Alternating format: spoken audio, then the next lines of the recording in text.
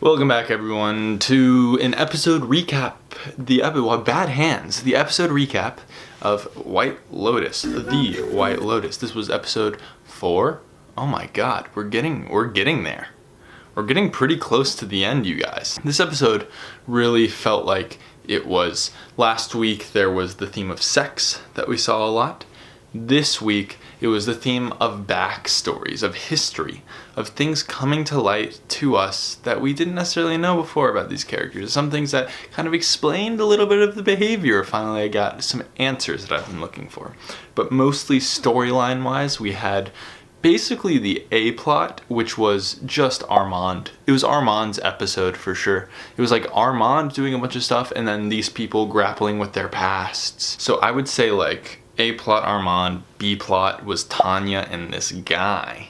And kind of wrapped up in the Armand plot, I would say the C-plot was like all these other characters that were kind of interacting with Armand.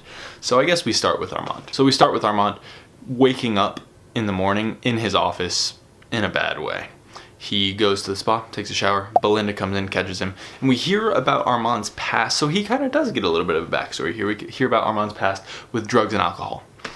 Something that he has tried to get away from in the past. He's 5 years sober at this point, and now he hit his bender again, and he is back in the dumps. You know, there are some breakfasts going on amongst the families, and Armand is coming out and saying, hey, to all these families. The first family he says hey to, I think he just goes straight up to the fam, the fam being like Mark and Nicole's kids, and Mark and Nicole themselves. And that scene was hilarious. That was so funny. Everyone leaves, gets up and goes, and Mark is left with Armand, and they're just kind of like, Armand's like, and Mark's like. So I enjoyed that. That was good.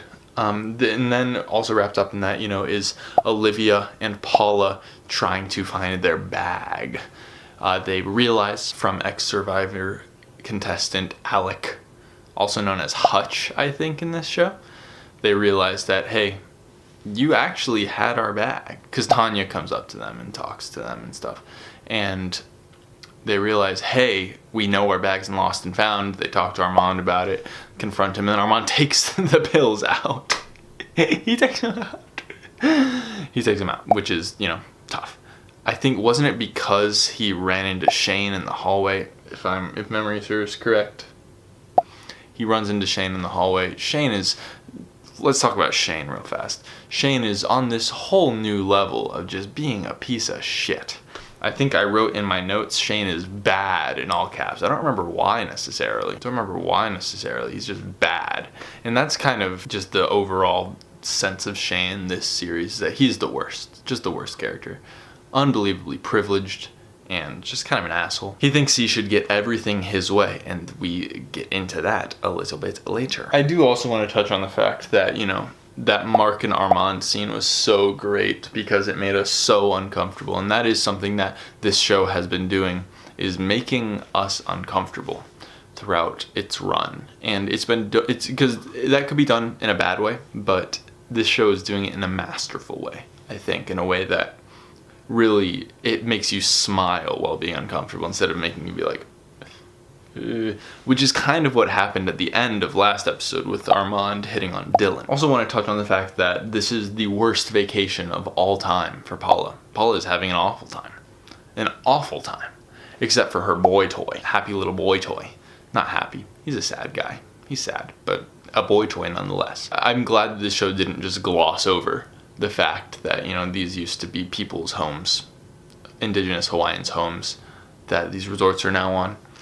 And I thought that the show did a good job of not making light of it. Like, I feel like the show could have brought it up and been like, off with that. But they didn't make light of it. They put it right at the beginning of the episode. I thought that they handled it well. I'm not from the marginalized community that is affected by that, so I could be wrong about them handling it well. But, you know, from my privileged perspective, they handled it well. Then Armand kind of, you know, gets into it more. The rubbing the shoulders of Mark at the dinner was hilarious. Armand being the one to present Shane's mother to them was hilarious, kind of adding to the ruining the honeymoon goal that he had. I'm sure he took pleasure in that. And then obviously the end of the episode, and Armand successfully seducing Dylan, you could say, which led to, first off, inappropriate, right? Inappropriate in this worker/employer relationship, the power dynamic.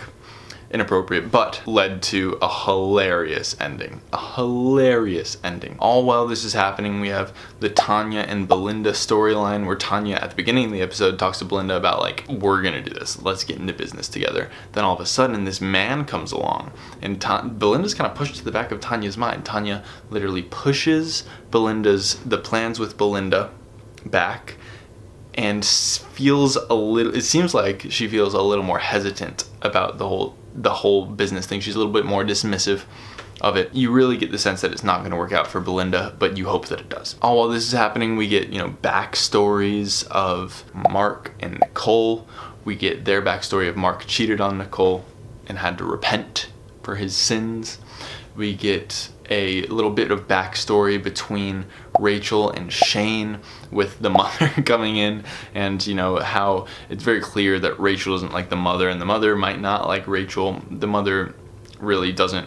The mother's like to Rachel, just like, be a rich asshole, and Rachel's like, well, I don't necessarily want to be a rich asshole. I want to be like a rich, productive member of society. God, the mother coming was, it was good. I feel like they could have pushed the pedal on that a little bit more, but I guess they made it very clear that the mother was not welcome, and that it was kind of a bad situation. It's very clear that Shane very much cares about himself and his image more than he cares about his relationship. And the backstory of Olivia and Paula. We get to know why Olivia is mad about Paula and this guy. We just learned that Olivia just wants what Paula has. And to be completely honest, okay, so it sounded like Olivia wronged Paula in the past. Paula probably could have avoided this whole situation with Olivia trying to steal this new beau from under Paula. If Paula had told Olivia, maybe she could have stopped that, but it makes sense that she wouldn't have, because it has happened in the past. But does Paula really think that she's not going to get caught? It's just, I don't know. College kids, am I right? And then Wild of Dylan do what he did.